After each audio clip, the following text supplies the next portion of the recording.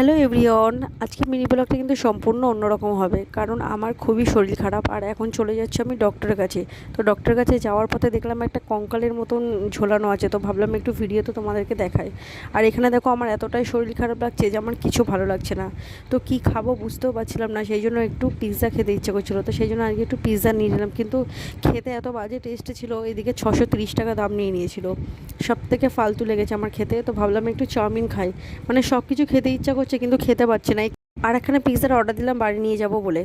আশা করি তোমরা আমার গলার ভয় শুনে বুঝতেই পারছো। তো পিৎজাটা খেতে ভালো ছিল না, সেই জন্য দুষ্টুর জন্য নিলাম, কারণ ও খেতে ভালোবাসে। তারপরে মনে পড়লো আমার বাড়িতে একটু তো সবজি নেই, তো যাওয়ার পথে একটু সবজি নিয়ে নিলাম আর চাউমিন নিয়ে নিয়েছিলাম। দেখো চাউমিন অল্প একটু খেয়েছি আর আমার খেতে ইচ্ছা করছে না।